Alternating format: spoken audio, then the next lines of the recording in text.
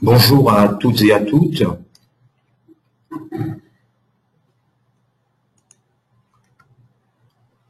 Je m'appelle Philippe Combe, je travaille au sein du cabinet Business at Work, qui est un cabinet de conseil en management et système d'information.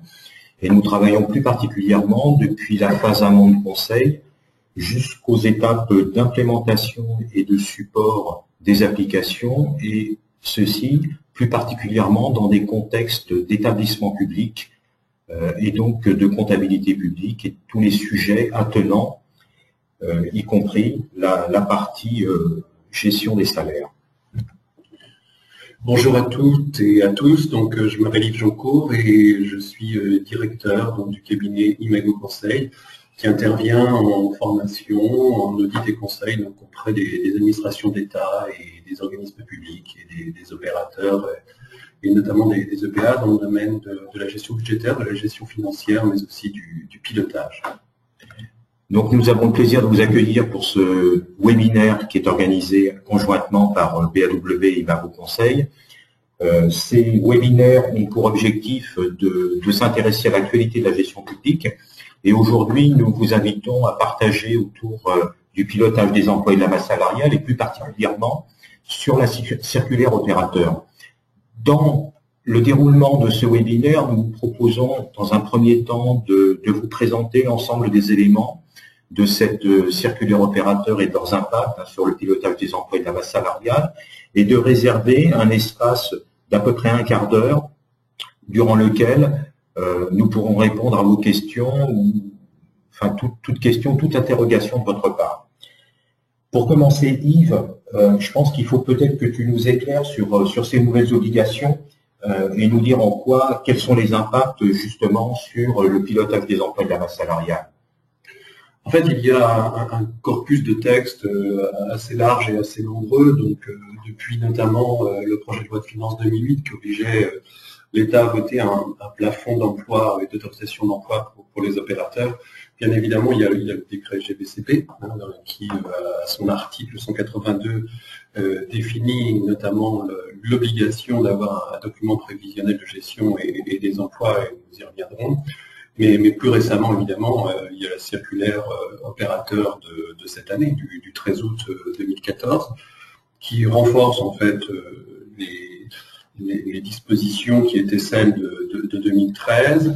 Et puis également, en plus de la circulaire, même si effectivement le webinaire est orienté vers la circulaire, il y a aussi le guide de décompte des emplois des opérateurs qui est sorti, qui est paru cet été, donc en août 2014, et qui donne aussi des indications assez précieuses sur quelles sont les situations qui consomment de l'emploi ou des dépenses de personnel au sein du budget des opérateurs notamment. Donc plusieurs choses, je crois, essentielles, c'est-à-dire ce que disent ces textes, je crois que nul n'en doute, c'est l'alignement des opérateurs sur les règles propres de celles de l'État en matière de gestion des emplois, de pilotage des emplois et de la masse salariale. Donc ça, c'est vraiment, je pense, une direction qui est empruntée depuis maintenant plusieurs années et puis qui s'affirme. Il y a également l'introduction du principe de pluriannualité, de renforcement, c'est-à-dire de trajectoire, là aussi en termes de maîtrise de la masse salariale qui représente un poste particulièrement sensible dans le budget des opérateurs. Bien évidemment aussi ce vote du plafond horaire que j'évoquais, qui était prévu depuis 2008 en fait, et qui existe chaque année, donc vote au niveau du programme, hein, bien évidemment, puisqu'il y a un plafond ministériel d'emploi au sein des différents ministères. Et puis je pense que ça c'est un sujet sur lequel nous reviendrons, c'est aussi le lien qui existe entre effectivement ces problématiques d'emploi et de masse salariale, mais aussi l'atteinte des objectifs de performance, puisque les opérateurs concourent à l'atteinte des objectifs des programmes auxquels ils sont rattachés. Donc il n'y a pas qu'une problématique de décompte, mais aussi une problématique plus qualitative, je pense, de gestion prévisionnelle des ressources humaines. Alors Yves, peut-être faut-il resituer ces nouvelles obligations en termes d'enjeux pour les différents opérateurs. Exactement, donc je pense que sur les enjeux, là aussi, les choses, si elles ne sont pas forcément simples, elles ont le mérite d'être claires. Je crois qu'il y a effectivement ce souci de transparence et de soutenabilité des dépenses de personnel. Transparence, sincérité, c'est vraiment les principes de la LOLF et également de tout ce qui fait aujourd'hui la réalité de la gestion publique. Donc c'est un enjeu particulièrement essentiel sur les dépenses de personnel, puisque auparavant on peut dire que c'était quand même assez éclaté, donc il y avait un manque de règles. Je crois que le deuxième enjeu, c'est effectivement ce respect d'un plafond, mais nous y reviendrons, peut-être dire deux plafonds d'emploi, puisqu'il y a un plafond d'emploi en équivalent temps plein travaillé, en ETPT, un plafond LFI, comme on dit, de loi de finances initiale, et puis il y a aussi le plafond d'opérateur, mais ça, je crois que c'est vraiment un enjeu, de même que cette logique pluriannuelle, hein, qui va s'inscrire aussi dans une logique de gestion en ESCP, à partir de 2016. Le troisième est vraiment la question que j'évoquais précédemment, qui est de dire finalement quelle qualification, quel statut, quelle catégorie de personnel pour atteindre au mieux les objectifs de performance. On sait qu'un ETPT n'égale pas un autre ETPT, donc ça dépend évidemment d'expertise des personnes qui assurent le fonctionnement et les activités de l'établissement. Et puis, bien, on le sait aussi, il y a des tensions budgétaires fortes, c'est-à-dire que les responsables de programme sont très attentifs aujourd'hui au montant des subventions pour charge de services publics, voir à quoi sont affectées finalement ces subventions pour charge de services publics, est-ce que c'est au fonctionnement, est-ce que c'est aux dépenses de personnel. Et donc, comme les budgets de certains ministères d'intervention se réduisent, il est clair que les ministères et les programmes, les responsables de programme ont tendance à faire supporter par effet de transfert, je dirais, la contrainte budgétaire sur le budget des opérateurs dont ils assurent pour une part le subventionnement. Alors, point important aussi, bien évidemment, c'est peut-être que derrière ça, il y a une question d'adéquation entre ces objectifs, entre les objectifs et puis donc les moyens. Donc Philippe, peut-être là aussi, tu peux peut-être nous éclairer justement sur les objectifs, mais aussi les moyens nécessaires pour répondre à ces objectifs-là. Absolument. Alors, le rappel de l'objectif principal, hein, c'est tout de même le pilotage des emplois sous contrainte budgétaire. Et pour illustrer cet objectif ou l'atteinte de cet objectif, je pense qu'il faut rappeler 4 grandes étapes qui vont constituer le fondement hein, de cette action de pilotage. La première étape qui est le décompte et la qualification des emplois en ETPT, et on va avoir l'occasion de redétailler à chacune des étapes. Donc, la deuxième étape qui va être la définition du schéma d'emploi par catégorie, et là aussi, élément important, on est dans une logique pluriannuelle, hein, les engagements ne restent pas au niveau infra-annuel, mais il faut bien avoir une vision pluriannuelle de ces engagements et du schéma d'emploi. Il y a ensuite l'obligation de mettre en adéquation les crédits de personnel et donc la maîtrise de la masse salariale. Et puis, tous ces éléments vont permettre de réaliser le pilotage des emplois et de la masse salariale, à la fois en termes de reprogrammation, de reprévision infra-annuelle, c'est-à-dire que c'est une opération qui va pouvoir se refaire de manière itérative pendant l'exercice budgétaire. Alors, je suppose que l'existence d'un système d'information au sein de l'opérateur est de nature à alimenter ces objectifs-là, à y souscrire. Alors ça, c'est un élément important parce que on va pouvoir suivre, simuler, calculer, suivre et piloter en s'appuyant sur un système d'information et en identifiant bien où se trouvent les informations et comment on va les utiliser. Donc, il y a 2 grandes sources d'informations. On va dire la partie RH hein, qui va donner tous les aspects liés aux différents opérateurs de l'établissement, que ce soit en termes administratifs, en termes de paye et en termes d'évolution de carrière. Un deuxième élément qui provient du système d'information budgétaire et comptable et qui va permettre soit d'identifier des situations particulières, comme par exemple la gestion des conventions, ou bien des situations d'engagement budgétaire et de suivi des engagements budgétaires, ou tout ce qui va être programmation. Et puis, le système d'information doit aussi pouvoir donner des solutions en termes de reporting, c'est-à-dire de restitution. Le système d'information est riche en données, il faut être capable de les extraire de manière pertinente pour faire une analyse. Et puis, un élément important, c'est la capacité de l'établissement à simuler, c'est-à-dire prendre en compte un certain nombre d'hypothèses, ce qui va lui permettre, à terme, de pouvoir fiabiliser l'ensemble des informations.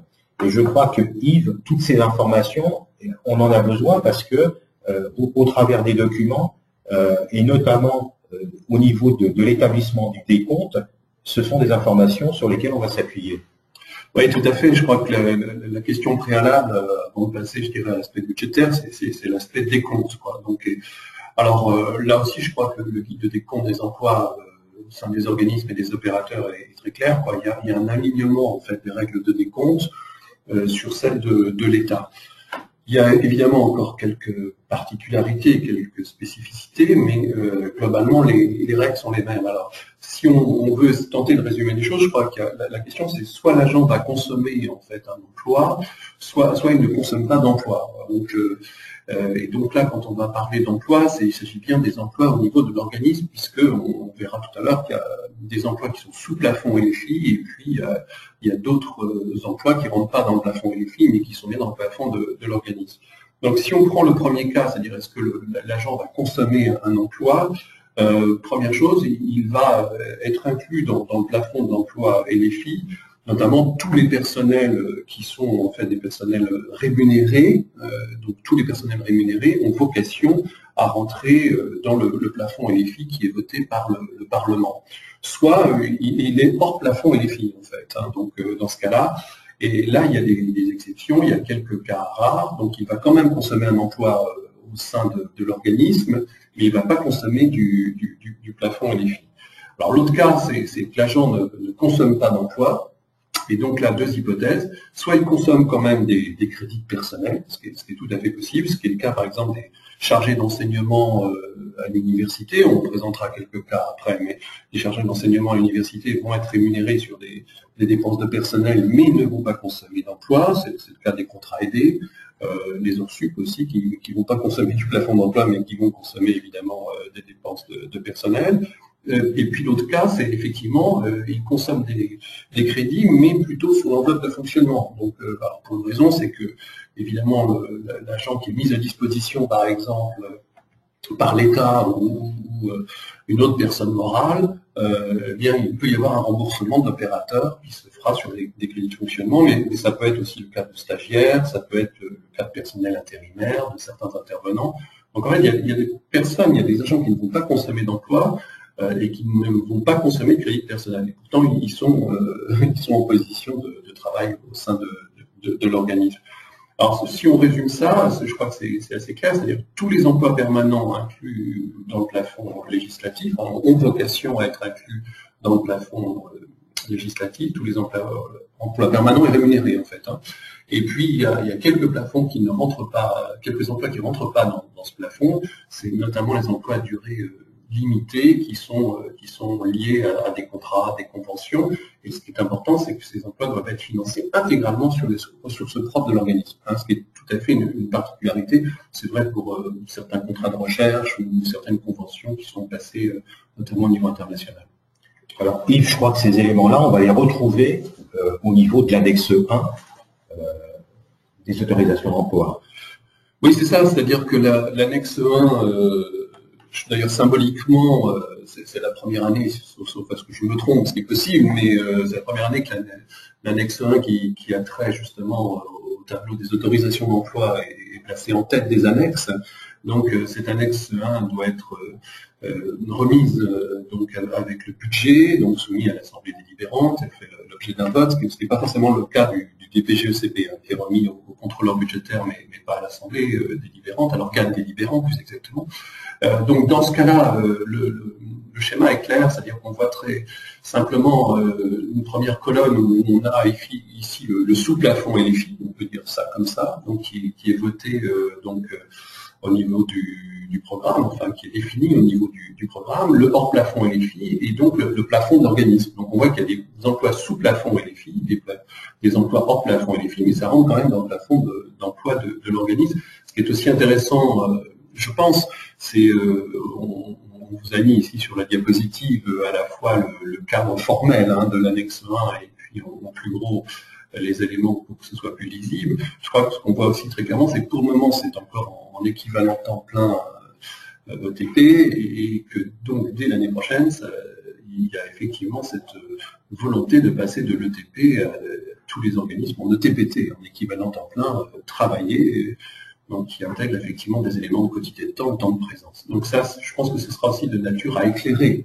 le décompte, beaucoup plus du moins. De manière complémentaire, je pense qu'il est bon de rappeler certaines règles s'appliquant au plafond d'emploi. Quelle est la doctrine en termes de plafond d'emploi?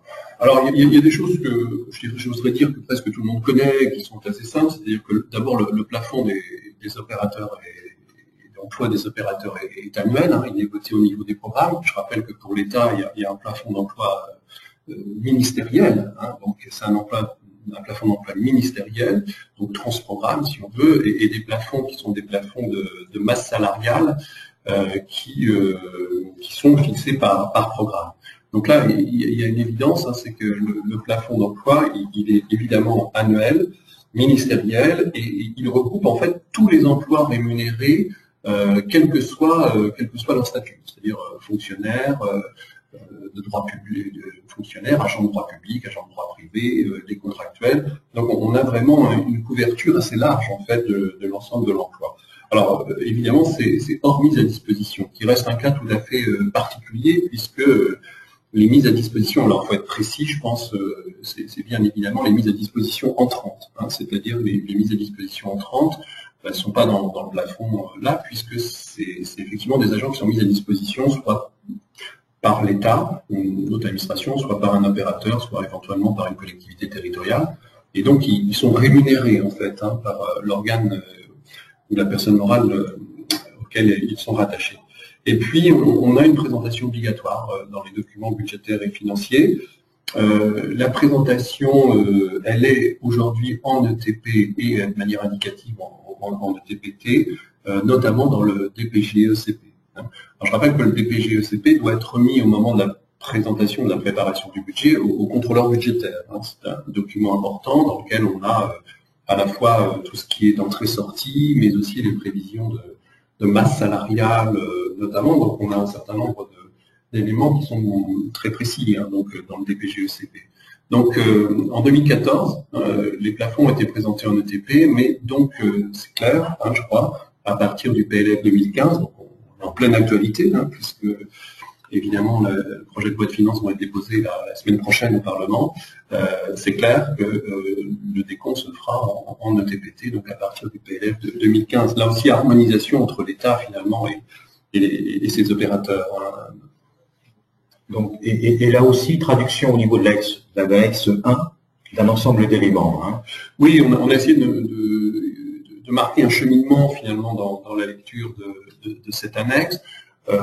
D'abord, c'est effectivement de bien repérer le plafond de l'organisme, et donc je crois que c'est la première étape, hein, de voir notamment les emplois qui sont sous plafond autorisé par la LFI, donc d'un côté, et puis de l'autre côté, les emplois qui sont hors plafond de la LFI. Encore une fois, ça ne veut pas dire qu'ils ne sont pas dans le plafond de l'organisme, hein, ça veut dire que, notamment dans le cadre de la discussion avec la tutelle, on prendra en compte ces deux aspects. Alors, c'est évident que la plupart des emplois se trouvent dans la colonne sous plafond autorisé par la LFI, qui génère une certaine contrainte.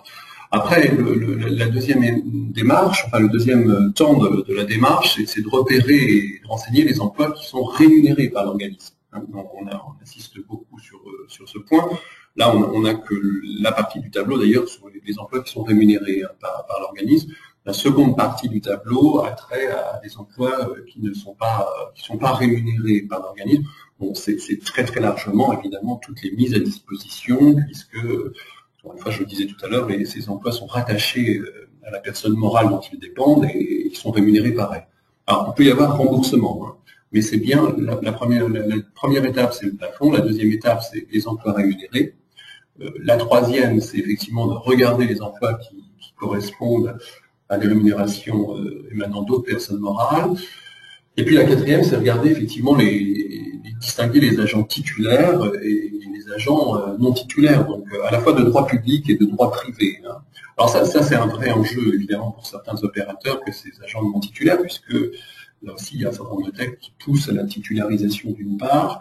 En revanche, on verra que de temps en temps, on a recours à des contractuels de droit privé qui ne vont pas consommer l'emploi et qui pourtant pourraient intervenir, notamment dans les établissements d'enseignement. Et puis il y a une dernière étape qui est donc de déterminer globalement les emplois qui sont les emplois en fonction. Alors c'est intéressant ces emplois en fonction puisque ça détermine la vraie force de travail finalement. C'est-à-dire qu'au-delà des agents qui sont dans le plafond ou qui sont rémunérés, je pense que l'annexe 1 est intéressante à ce titre-là, c'est-à-dire tout ce qui est grisé, c'est des agents qui ne sont pas en fonction dans l'organisme. Donc on peut remarquer qu'il n'y a pas une stricte adéquation entre les personnes qui consomment le plafond d'emploi et sont rémunérées, et puis les personnes qui travaillent dans l'organisme. Il y a effectivement un gap entre les deux. Donc en termes de pilotage, il faut en tenir compte, notamment si on se situe au niveau des activités. Je pense qu'il y avait quelques spécificités qui se convenaient de mettre en évidence, notamment dans le cadre des universités ou des EPST, et qui illustrent un petit peu malgré tout cette complexité dans la consommation des plafonds d'emploi. Oui, tu as raison Philippe, c'est-à-dire qu'effectivement, quand on regarde les exemples qui sont bien présentés, on peut dire que c'est un guide précieux que ce guide de décompte des emplois, qui a été réalisé par Merci, notamment en lien aussi avec les opérateurs à travers des discussions. Ce qui est intéressant, c'est qu'on voit véritablement que la doctrine État, en majeure partie, la plupart du temps, la doctrine État et la doctrine opérateur se rejoignent. Là, on a fait le choix de montrer justement des cas qui étaient un peu plus spécifiques pour les opérateurs.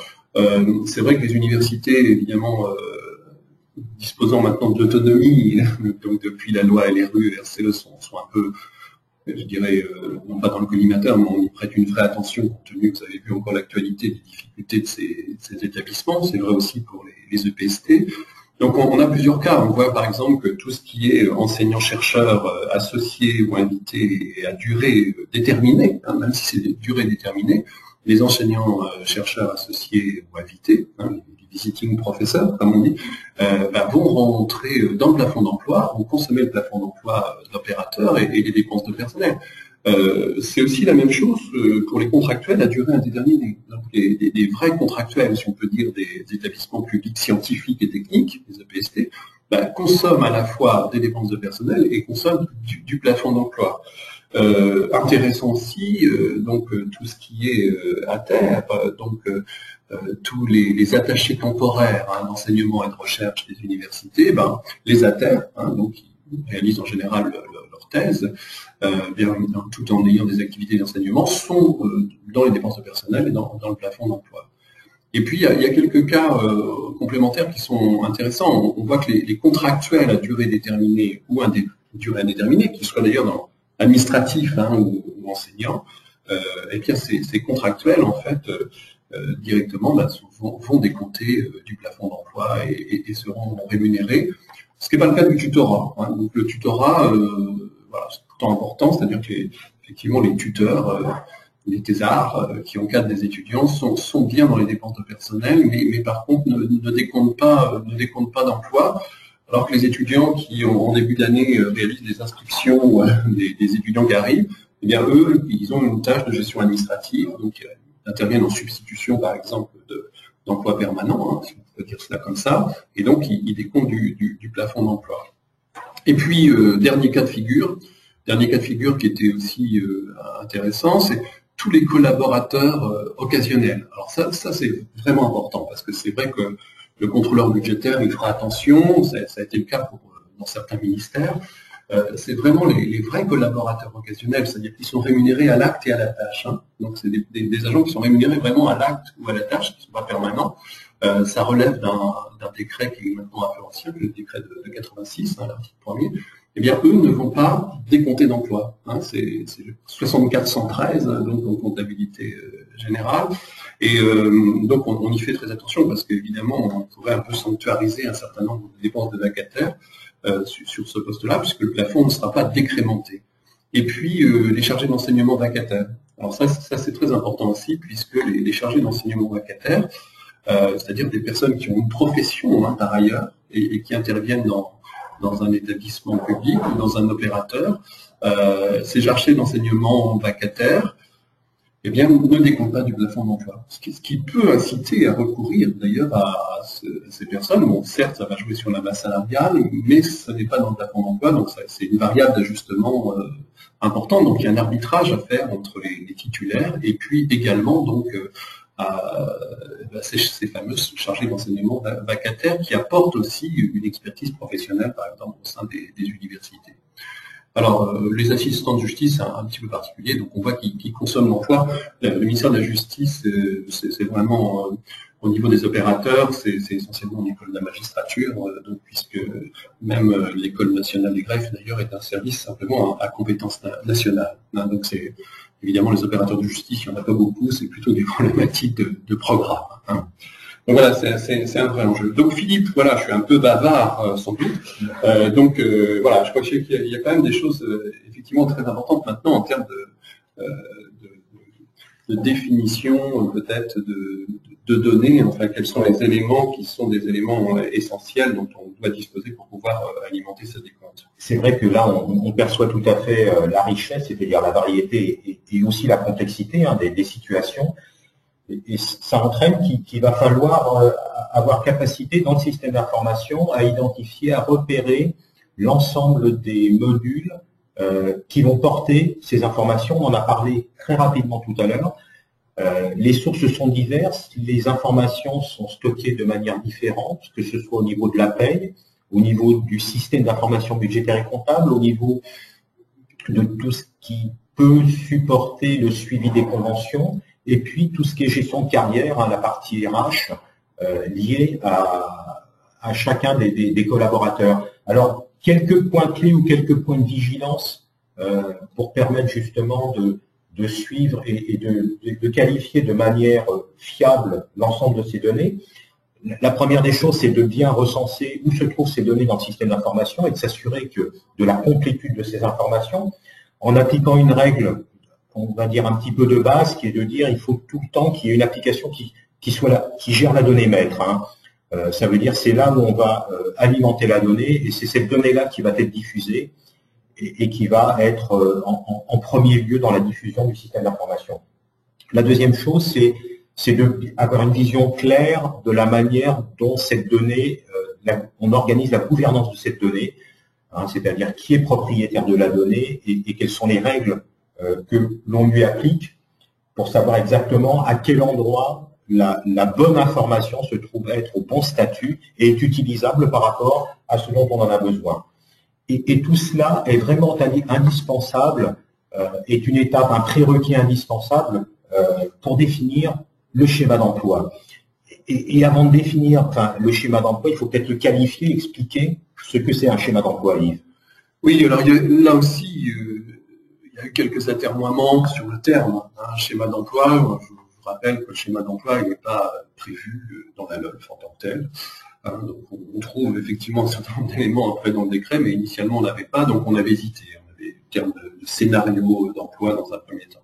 Alors le schéma d'emploi, c'est en fait clairement, je crois que c'est redit maintenant dans la plupart des circulaires et aussi dans la règle des comptes, c'est le solde net des entrées et des sorties entre le 1er janvier et le 31 décembre de l'année N. Hein, donc c'est vraiment ça, c'est-à-dire le solde net des entrées et des sorties. Alors évidemment, ce schéma d'emploi, il va être apprécié en ETPT, c'est-à-dire que c'est vraiment un enjeu qui est un enjeu majeur, c'est-à-dire qu'un agent qui arrive le 1er juillet, qui reste dans les effectifs jusqu'à la fin de l'année, il va décompter 0,5 ETPT. Donc c'est des règles très très très importantes. Donc j'insiste bien, c'est aussi uniquement les personnels rémunérés par l'opérateur qui vont intégrer être pris en compte dans ce plafond d'emploi et qui vont le consommer, donc à des rythmes différents. Il peut y avoir des entrées et des sorties à différents moments. Ça suppose aussi un périmètre qui est un périmètre constant, et ça c'est une vraie problématique, bien évidemment. Donc d'avoir ce périmètre qui donne de la lisibilité aussi à l'organe délibérant.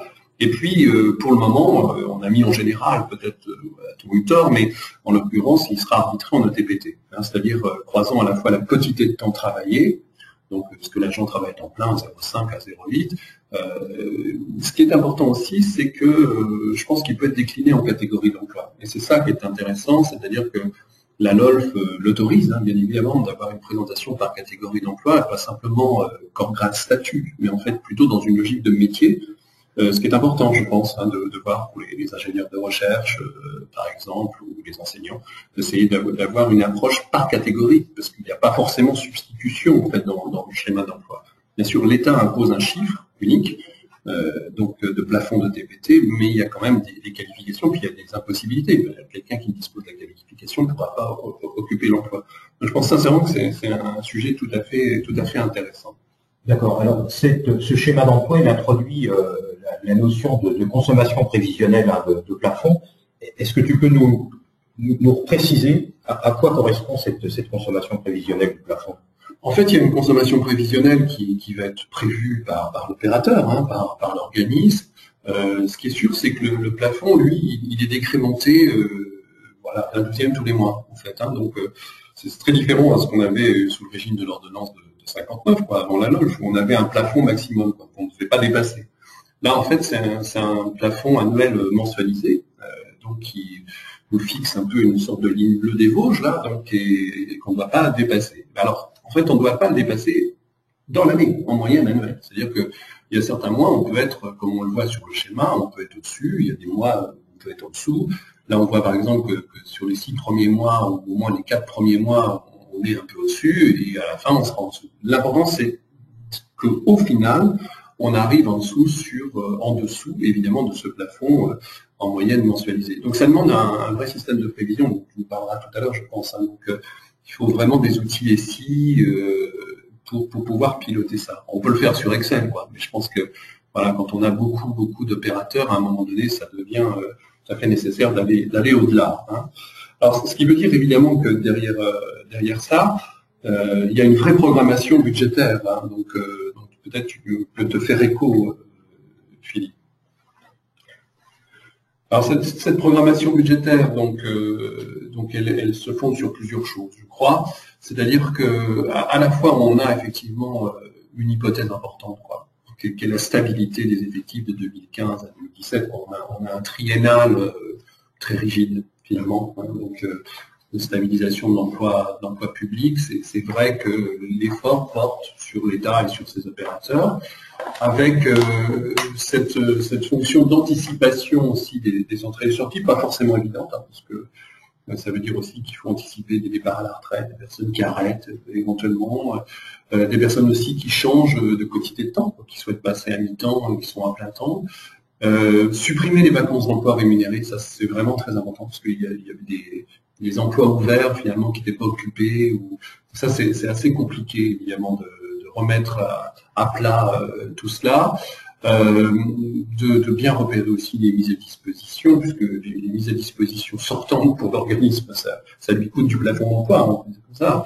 Donc, mais aussi les détachements, tout ce qui est contrat aidé, les vacations, l'impact de la titularisation qui est encore aujourd'hui en cours, hein, pour certains organismes, et puis les effets reports, mais on en parlera, parce qu'on peut avoir des effets reports, ce qu'on appelle les EAP, les extensions années pleines. On peut les avoir à la fois en effectif, mais on peut aussi les avoir, bien évidemment, donc en crédit, en fait, hein, en masse salariale. Voilà. Yves, ça veut donc dire que sur la base de l'élaboration du schéma d'emploi, hein, il faut mettre en place une procédure pour assurer le suivi et le pilotage de cette masse salariale. Oui, exactement. Donc, il est absolument nécessaire de suivre plusieurs étapes, en fait. La première étant de partir du socle d'exécution de l'année N-1. Et ce socle, en fait, il faut le corriger. Alors, il faut le corriger des extensions années pleines, c'est-à-dire des mouvements qui sont intervenus l'année N-1, soit en entrée, soit en sortie, et qui donc vont avoir un impact, en fait, sur l'année N+1. Donc, évidemment, ce socle, il est modifié soit en plus, soit en... Alors, ce qui va toucher le plus, je crois, en termes de budgétisation de la masse salariale, ce qui va affecter le plus cette masse, c'est le phénomène d'entrée et de sortie prévu au titre de l'année N ou de l'année N+1, suivant qu'on se base sur un exercice ou un autre. Ce qu'on appelle l'effet de Noria, d'ailleurs, puisque ceux qui rentrent, a priori, vont entrer avec un niveau d'indice plus faible que ceux qui sortent. Il faut aussi intégrer le GVT, le vieillissement vieillesse technicité, qui tient compte d'un effet avancé dans la carrière et promotion, hein, donc d'un point de vue technique. Et puis quelque chose qui est tout à fait essentiel aujourd'hui, c'est ce qu'on appelle le CAS pension, le compte d'affectation spéciale pension, qui fait que les agents qui partent vont avoir des droits donc à la retraite, faire valoir leurs droits, et donc il faut intégrer ces éléments du CAS pension. Et dernier élément, même si on voit bien qu'en ce moment, c'est pas quelque chose qui va affecter énormément la masse salariale, c'est des mesures catégorielles. Donc, en fait, ces mesures catégorielles, au jour d'aujourd'hui, d'ailleurs, sont relativement modestes. Donc, ce qui fait que globalement, quand on regarde l'avancée de la budgétisation de la masse salariale, on se rend compte qu'on est parti d'un socle N-1 qui, ici, dans notre exemple, était effectivement fixé à 100, et que l'enveloppe de masse salariale devrait être comprimée dans le cadre de la trajectoire, effectivement, d'équilibre financier des opérateurs, devrait nous permettre d'arriver à 95. Alors tout ça, ça demande évidemment un système de pilotage important, ça demande d'être suivi dans le système d'information. Alors peut-être Philippe, tu peux nous dire finalement quels sont à la fois les objectifs concrets du suivi de cette masse salariale et puis aussi peut-être l'apport d'un système d'information à ce sujet. En effet, je pense qu'il est important de rappeler les objectifs attendus, hein. Parmi ceux-ci, on peut peut-être en mettre 5 en exergue. Le premier, c'est un petit peu ce que tu viens d'expliquer, hein, c'est le respect du plafond d'emploi dans la durée. Dans la durée, ça veut dire de manière infra-annuelle et pluriannuelle. Hein. Il faut bien avoir une vision aussi à moyen terme, hein, de l'évolution de cette masse salariale. La capacité à maîtriser cette évolution, c'est aussi l'autonomie et la marge budgétaire de l'établissement public. Donc c'est important, c'est le deuxième objectif. Le troisième objectif, qui va être un peu le corollaire, c'est une adaptation entre les besoins et les ressources de l'établissement public, et donc traduire sa capacité de performance. Le troisième point qui est sous-jacent, c'est aussi la possibilité d'estimer, d'anticiper un certain nombre d'impacts. Tu les as détaillés tout à l'heure au travers du GVT, d'un certain nombre de choses qu'il faut prendre en considération et surtout avoir une vision à terme de leur évolution.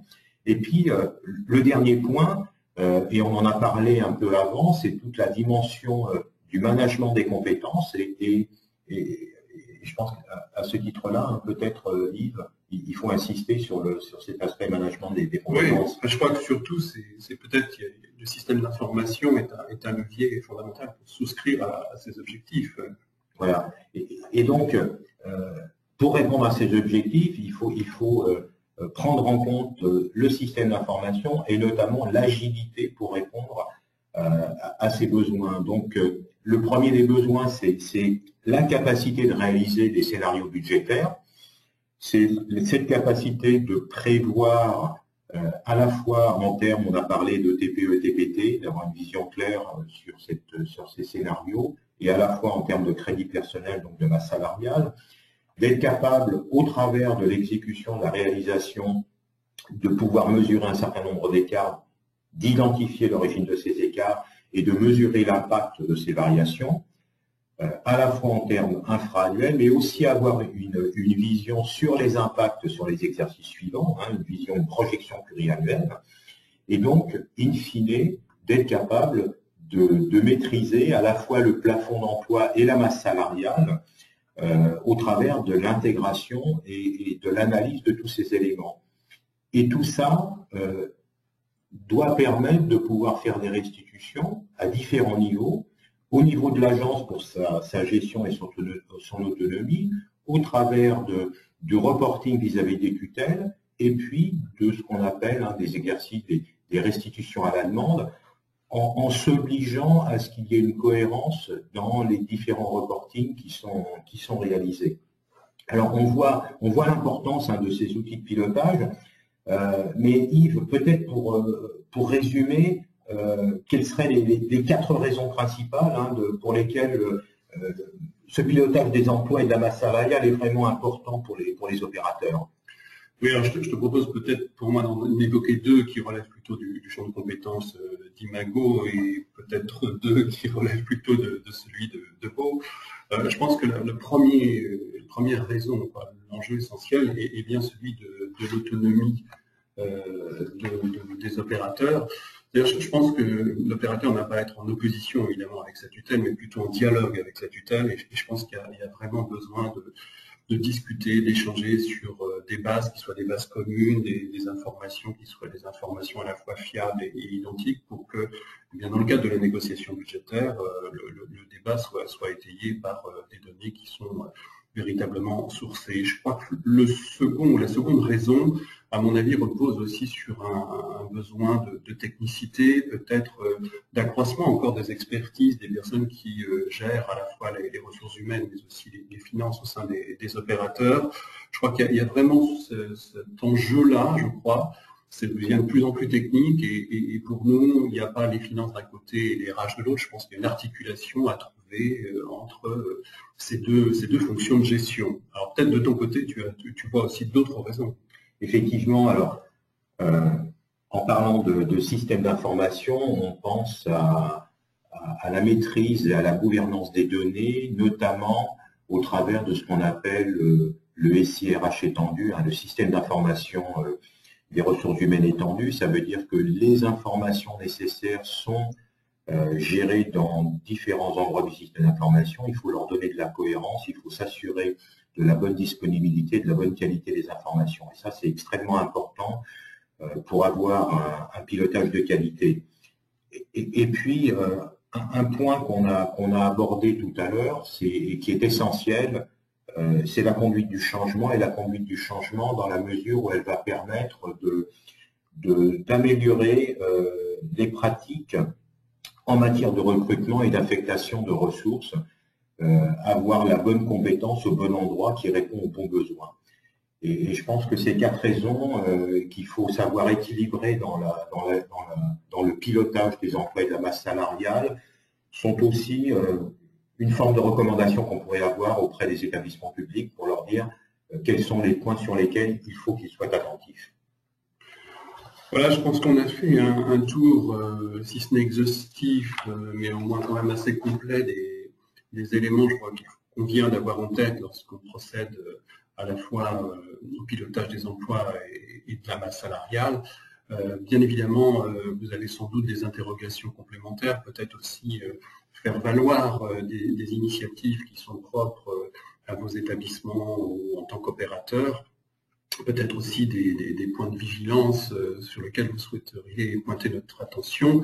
On reste, Philippe Combe de Beau et donc moi-même d'Imago à votre disposition pour y répondre si vous le souhaitez. Donc vous pouvez nous joindre soit par téléphone, soit par mail. Merci et à très bientôt. Merci beaucoup.